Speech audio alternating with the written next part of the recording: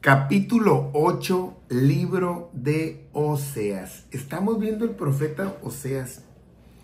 Y ahorita vamos a ver un tema aquí que nos va a ayudar, nos va a bendecir. Por eso miren, ya tengo aquí mi cafecito con una de mis tazas favoritas de la Hershey. Este capítulo hay que disfrutarlo, toda la palabra del Señor hay que saborearla. Ahorita que hemos estado hablando de los profetas, son temas muy importantes, son temas muy profundos que nos están acercando a Cristo.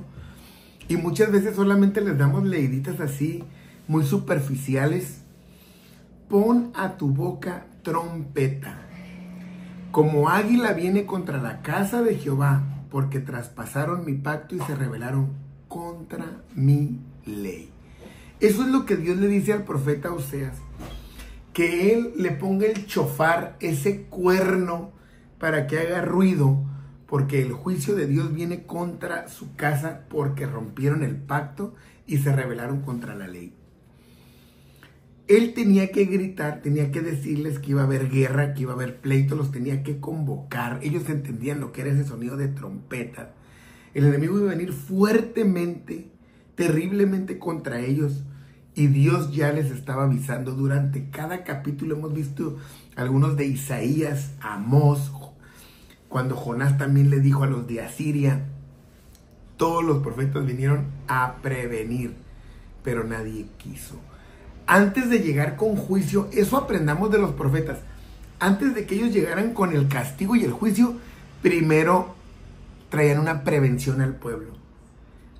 Y eso es lo que la humanidad tiene que ver. Antes del diluvio, Dios los aprevino, con mucha gente antes de ellos. Antes de cada situación, antes de que trajera juicio sobre Egipto, Dios fue con Moisés y les dijo, hey, déjenlos ir, siempre. Ahora venía el cautiverio y Dios les estaba diciendo. La gente de este tiempo no cree, pero ¿cuántas veces ya Dios por muchos medios les ha predicado? Nadie quiere. ¿Qué es lo que quiere el Señor? Que sepan que viene el enemigo, que sepan que hemos roto el pacto de la ley que Dios hizo con nosotros por medio de su palabra, la vida de Cristo. Podemos ir a la Biblia, desde Génesis hasta Apocalipsis, y meternos a ese pacto de Dios, no cuestionarlo, meternos a él. Pero hemos vivido rebeldes a su ley, o sea, no nos interesa la palabra de Dios. Y aún a los creyentes, los que han venido a mi casa saben lo que saben los cafés de mi casa. A mí clamaré Israel, Dios mío, te hemos conocido. Dice el Señor que el mismo pueblo le iba a hablar a Dios cuando sintieran el agua hasta el cuello. El profeta se los dice, van a llegar días en que van a clamar a Dios y hasta van a alegar que lo conocen. Porque sí lo conocían a cierto grado, pero no querían nada con él. Miren, la gente, y esto es muy importante que lo oigan también los jóvenes, la gente conoce a Dios hasta donde Dios no les pide nada. Conozco que Dios es bueno, conozco que Dios me ayuda, conozco que Dios me bendice, sí, pero luego no conozco al Dios que me pide que sea santo, el Dios que me pide que me entregue, el Dios que me pide que sirva, el Dios que me pide eso, ese no lo conozco. El Dios que no quiere que me vaya al mundo, que no ame las cosas del mundo, a ese no. Eso le pasaba a Israel. Ellos conocían la parte que querían de Dios, no la que les molestaba. Y eso es algo que nosotros tenemos que entender en la palabra de Dios. Necesitamos recibir toda la palabra de Dios, no solamente una parte. Israel desechó el bien, entonces el enemigo lo va a perseguir, porque las consecuencias están dictadas. Si tú desechas el bien, no el bien que tú conceptualizas como bien, sino el bien que Dios tiene para la humanidad. Entonces, si no lo sigues, el enemigo te va a acechar. El enemigo va a hacer de ti cosas terribles. Te va a borrar la imagen que Dios hizo de nosotros. Dios le está hablando aquí a su pueblo, no le está hablando a los gentiles, le está hablando a Israel. Ellos establecieron reyes. Ve este verso, subráyalo. Esto puede pasar, fíjate lo que dice, que establecieron reyes, pero no escogidos por Dios. O sea, no es que Dios no permita ciertos liderazgos. Cuando dice no escogidos por mí, es que Él no los aprobó. A veces decimos, no, pues es que Dios los puso y son bien malos o son así. Decimos, pues Dios lo puso. No es que Dios lo haya puesto. Es que Dios permite nuestras malas decisiones o nuestros intereses personales para que alguien sea algo. Entonces el Señor dijo, tú pusiste algo, pero yo no apruebo eso. O sea, yo no apruebo tus decisiones ni tus intereses, pero tú lo pusiste, porque así había reyes. Entonces ahora todos se lo tenemos que adjudicar a Dios. No, pues es que Dios los puso. No. Dios permite que nos desviemos hasta en nuestras decisiones. Quiero que fulano, mengano, sutana sean los líderes. Bueno, yo los puse, ¿no? En cierta manera Dios deja porque son decisiones personales, pero a veces el problema está en que Dios no aprueba a la gente que ponemos. Ahí está el verdadero problema. Constituyeron príncipes, mas yo no lo supe. O sea, no estaban dentro de mi conocimiento porque no apruebo. De su plata y de su oro hicieron ídolos para sí, para ser ellos mismos destruidos. Entonces, ¿cuánta gente trabaja en la obra de Dios desde el pueblo de Israel para su beneficio? Entonces hay que tener cuidado porque alguien es líder, porque alguien es pastor, porque alguien es ministro, porque alguien ejerce un cargo. Entonces la importancia del liderazgo donde Dios nos va a poner a prueba si realmente tomamos decisiones por nosotros o por Él, por su obra. ¿Qué nos mueve? Pues Él aprueba las cosas, aprueba las personas, aprueba los planes, los proyectos o no. Entonces ellos iban a tener confirmado que iban a ser destruidos, nos iban a salvar. Dios nos ayude y nos perdone, porque cuántas veces no probablemente hicimos lo que Dios ni quería ni aprobaba. Y entonces, ¿qué es lo que pasa ahí? Bueno, que nuestras decisiones nos hacen que caigamos en falsas religiones. Tu becerro, oh Samaria, nunca le va a perdonar a Jerobaal y a todos los reyes que pusieron becerros y los seguían adorando. El becerro te hizo alejarte, la idolatría. La gente piensa que los ídolos los acercan a Dios, le oran a ellos, le prenden veladoras, los traen en imágenes, los aleja de Dios. Pero la gente no sabe porque no van a la Biblia. Tus becerros, oh Samaria, te hicieron alejarte. No todas las religiones te llevan a Dios. Ojo, muchas religiones de hecho te alejan de Dios. Y luego dice el Señor, se encendió mi enojo contra ellos hasta que no pudieron alcanzar purificación, hasta que ya no hay salvación. Ya no hay. Entonces, Dios les recuerda ese origen de donde empezó esa adoración de vergüenza con aquel toro que ellos habían puesto y que desde Egipto, ¿no? El dios Apis, siempre ellos lo tuvieron en su mente, en ese sincretismo que hacían de beber de varias religiones, más de los egipcios que los habían oprimido. Otros al toro lo llamaban Uru. Es más, en Nueva York, en Wall Street, ahí hay una imagen muy famosa de un toro que simboliza la fuerza y el poder. Cuando ustedes lo tocan de sus partes viriles, les da suerte según ellos, para que vean hasta dónde ha llegado el toro, hasta dónde ha llegado. Entonces, estas cosas pues hacen que los seres humanos se alejen de Dios porque confías en una imagen, confías en algo que no es, y Dios, como nos hizo inteligentes, nos hizo racionales, dices, o sea, ¿qué inteligente va a adorar una imagen? Entonces, bueno, ¿no? Porque de Israel es también y artífice lo hizo. No es Dios, por lo que será deshecho en pedazos el becerro de Samaria. O sea, no se los dieron ni apareció. Ustedes lo hicieron, ustedes lo crearon. Ustedes, no solamente por las culturas que miraron, sino que ustedes claramente desecharon a Dios y quisieron seguir su religión. Entonces, no me interesa. Eso es lo que dice el Señor. Si yo no te dije que hicieras rezos, si yo no te enseñé ritos, si yo no te enseñé ese tipo de cosas, no las hagas. Necesitamos hacer lo que dice que la palabra de Dios. Y sigue reprendiéndolos el profeta.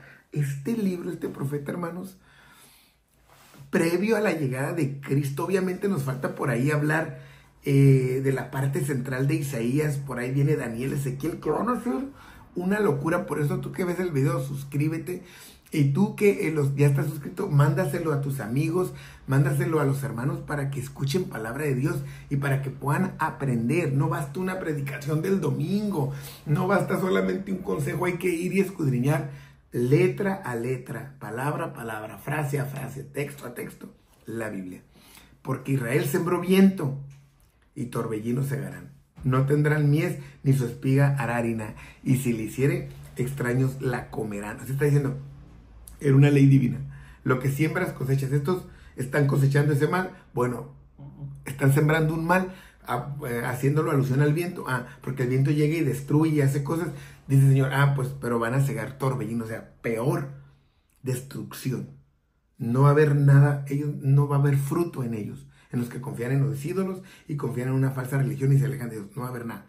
Y si hubiere poco, de todos modos, alguien lo va a disfrutar, no ellos. Devorado será Israel. Vea la palabra, el pueblo de Dios, el pueblo que debe estar bajo las alas del Todopoderoso. Él mismo dice, va a ser devorado. Pronto será entre las naciones como vasija que no se estima, como algo inútil, como algo inservible, como algo sin valor. Israel va a andar botando de aquí para allá y de allá para acá.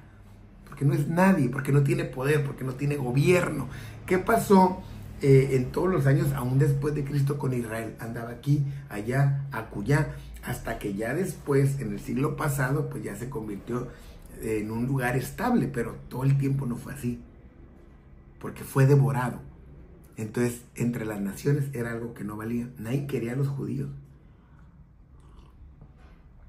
Ahí vemos el peor de los holocaustos judíos, los que hicieron los alemanes, los nazis. Iban para allá, nadie los quería. Andaban acá, nadie los quería. Aquí dice la palabra de Dios, devorado será Israel. Enemigos por todos lados. Pronto será entre las naciones como vasija que no es estimada. Qué triste es cuando nosotros somos llamados para una gloria como creyentes, como cristianos, pero nos dejamos conquistar, coquetearle al mundo y al rato andamos inservibles. Lo que iba a ser para nosotros ministerio, don, llamado, no sirve para nada. Porque ellos subieron a Siria como asno montés para sí solo. Efraín con salario alquiló amantes. Vea, o sea, cada texto, o sea, cada palabra. Le dice el Señor, recuérdales, Oseas, que ellos fueron a Siria buscando apoyo, ayuda, y se vieron como asnos locos, o sea, monteses salvajes, que andan de un lado para el otro, sin saber, picoteando aquí y allá. Y que con salario, o sea, ellos le pagaban a los malos para que no le hicieran nada. Y se convertían en esclavos de ellos, pero hasta les pagaban, ¿no? Cosa como lo que hace el vicio, ¿no? O sea, tú pagas por el vicio y te destruye. Pagas por unos cigarros, pagas por alcohol, pagas por droga, pagas por sexo. Pagas para morirte, o sea, pagas para que no estés en la eternidad con Dios. Aunque alquilen entre las naciones, ahora las juntaré y serán afligidos un poco de tiempo por la carga del rey y de los príncipes. Vean lo que dice. Ellos solamente iban a tener salvación en Dios, porque Dios tenía el control de todo. Pero el pueblo que quería que lo ayudaran los enemigos eran los mismos que los iban a desbaratar. Porque multiplicó Efraín altares para pecar, tuvo altares para pecar. Acaz, este pagano rey, en todos los lugares puso altares para que adoraran a los dioses de Asiria y así olvidaran al Dios de Israel. Los multiplicaron los altares por todos lados. Mucho cuidado cómo nos multiplicamos. A veces llevamos gente a la iglesia, visitas y todo eso, y en lugar de ser siervos de Dios, los multiplicamos en algo de nosotros que está mal. Le escribí la grandeza de mi ley. Hoy, este texto déjalo en tu corazón. La Biblia es la grandeza de la ley de Dios. Aquí tengo una, en mi casa están en todos lados. Esta nos la dio Dios. Por cierto, esta se la recomiendo de estudio teológico, es de mi esposa. Esta es la grandeza de la ley de Dios. Nosotros la tenemos aquí cerca, para leerla, para analizarla, para vivirla, para obedecerla. Dice el Señor, diles, Oseas, yo se las escribí y fueron tenidos por cosa extraña. ¿Qué dice aquí? ¿Sabe? Dice la gente. Oye, léela y ay, no, está muy gorda. Ah, no, está muy aburrida. Ah, no, yo no la entiendo. Tenida por cosa extraña. Extraña es algo que no es tuyo, es algo que no te pertenece. Cuando alguien trata así la Biblia, aunque tú ya la has comprado, pero no la analizas, no la escudriñas, para Dios la Biblia para ti es cosa extraña, es nada. En los sacrificios de mis ofrendas sacrificaron carne y comieron. O sea, hacían sacrificios pero para ellos, no para Dios. No los quiso Jehová, ahora se acordará de su iniquidad y castigará a su pueblo, ellos volverán a Egipto. O sea, solo lo hacían por algo externo. Oigan, no se olviden de adorar a Dios, encomiéndense a Dios, sí, pero no le servían. No le servían. Nombraban a Dios, como a veces nosotros nomás lo nombramos. Ay, Dios me ayude, pero no lo servimos. Cierro este capítulo, verso 14. Olvidó pues Israel a su hacedor, al que lo hizo, al que lo formó, al que lo levantó. Y edificó templos, casas a dioses ajenos. Y Judá multiplicó ciudades fortificadas. Mas yo meteré fuego en sus ciudades, el cual consumirá sus palacios. Judá multiplicó la autoprotección, diciendo yo puedo solo. Abandonaron a Dios, al que los creó, los crió, los engrandeció. Y se quisieron valer por ellos mismos, como las otras naciones. Así. Igual como cuando un joven crece, se le olvida que fue niño, se le olvidó que fue adolescente y se olvida de sus padres. Y quieren vivir una anarquía, no valorando quién los hizo algo. Eso es lo que hizo Israel. Se olvidó del Señor. No quisieron nada con él, con el que los había sustentado. Próximo video, capítulo 9 de Oseas, y espero que este sea de bendición en tu vida. Comparte el mensaje por todos lados y prepárate porque la serie continúa. Bendiciones, ánimo. Así como este contenido ha bendecido tu vida, compártelo para que sea de bendición para otras personas. Bendiciones de Dios para tu ministerio.